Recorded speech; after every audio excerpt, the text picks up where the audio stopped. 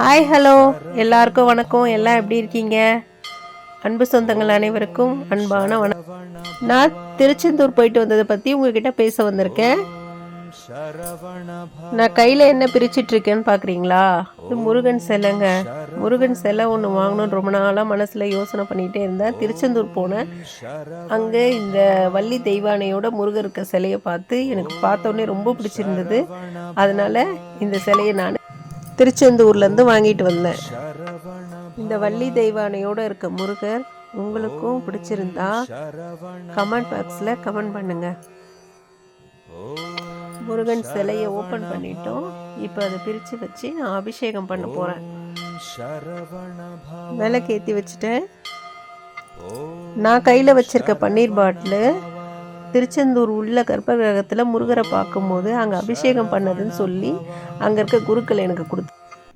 இப்போ நான் கையில் வச்சுருக்கிறது வேண்டுதல் முடிச்சு. திருச்செந்தூர் போகும்போது நான் 1 ரூபி காயினும் கூடவே ஒரு வெள்ளை துணியும் வாங்கிட்டு போயிட்டேன். அங்கே போய் அதை மஞ்சளில் நினச்சி அந்த 1 ரூபாய் காயினை குடிமரத்து மேலே வச்சு என்னோடய வேண்டுதலை நல்லா வேண்டி அங்கேயே அந்த 1 ரூபாய் காயினை எடுத்து அந்த மஞ்சள் துணியில் வச்சு முடிஞ்சு கொண்டு வந்துட்டேன்.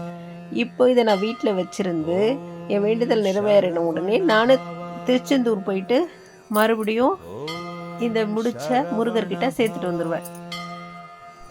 இப்போ நான் முருகருக்கு அபிஷேகம் ஸ்டார்ட் பண்ணிட்டேன். இப்போ பாருங்கள், நான் சந்தன அபிஷேகம் பண்ணியிருக்கேன். சந்தன அபிஷேகம் பண்ணிட்டு தீபார்த்தனையும் காட்டிட்டேன். முருகர் பாருங்க, சந்தன அபிஷேகத்தில் எவ்வளோ அழகாக இருக்காரு பாருங்க. சந்தன அபிஷேகம் முடிஞ்ச உடனே விபூதி ரெடி பண்ணி வச்சுக்கிட்டேன். அடுத்து விபூதி அபிஷேகம் பண்ணலாம் ரெடி பண்ணிட்டு இப்போ ஒரு அதிசயம் நடந்ததுங்க. இதை நீங்கள் ஸ்கிப் பண்ணாமல் பார்த்தீங்கன்னா தான் உங்களுக்கு என்னன்றது தெரியும். விபூதி அபிஷேகம் பண்ணும்போது எனக்கு ஒரு ஆச்சரியமான ஒரு விஷயம் நடந்தது. பார்த்துட்டே வாங்க. விபூதி அபிஷேகம் பண்ணிட்டேன்னா விபூதி அபிஷேகம் முடித்த உடனே சுவாமிக்கு பொட்டு வைக்கலான்னு சொல்லிட்டு குங்குமம் எடுத்து வைக்கிறேன். நான் வச்சது மேலே அந்த சிங்கம் முகத்தில் தான் நான் குங்குமம் வச்சேன். ஆனால் எனக்கே தெரியாமல் தானாக முருகரோட நெத்தியிலையும் கிரீடத்திலையும் குங்குமம் ஒட்டியிருக்கு பாருங்க. அதை நான் வைக்கவே இல்லை. அந்த குங்குமத்தை கரெக்டாக நெத்திலையும் கிரீடத்திலையும் நானே வச்ச மாதிரி அது அப்படியே உட்காந்துருக்கு பாருங்க. பார்க்கவே ஒரு அதிசயமா. எப்படி இந்த நிகழ்வு நடந்துன்னு எனக்கே தெரியல. நானே ஆச்சரியப்பட்டுட்டேன். என்ன ஒரு அதிசயம் பார்த்தீங்களா? இதுதான் நான் உங்ககிட்ட ஷேர் பண்ணணும்னு நினச்சேன், சொல்லிட்டேன். எனக்கு ரொம்ப சந்தோஷமாக இருக்குது உங்ககிட்ட சொன்னது. நீங்கள் என்ன நினைக்கிறீங்கன்றதை கமெண்ட் பாக்ஸில் கமெண்ட் பண்ணுங்கள். ஓகே, பாய். நீங்கள் அவன் காதில் விழும்படியாக கேட்டு பாருங்கள், அவன் கண்டிப்பாக தருவான். நிறைய பேர் சொல்றாங்க, நாங்களும் கேட்டுட்டு தாங்க இருக்கிறோம், எங்களுக்கு அவன் கொடுக்க மாட்டேங்கிறான் அப்படின்னா, இறைவன் வெளியிலிருந்து நாம் கொடுக்கின்ற எந்த பொருளையும் தனக்கென ஏற்றுக்கொள்வதில்லை.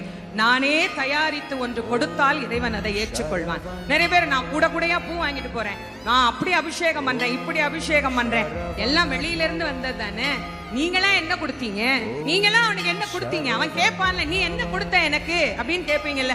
இல்ல இதெல்லாம் நான் தான் கொடுத்தேன்னு சொல்றதுக்கு என்ன சாட்சி? நான் காசு கொடுத்தா யார் வேணா கொடுப்பாங்க. தேங்காய் காசு கொடுத்தா வாங்கலாம், பழம் காசு கொடுத்தா வாங்கலாம், சக்கரை பொங்கல் காசு கொடுத்து செய்யலாம். இதெல்லாம் காசு கொடுத்து வர்ற பொருள்.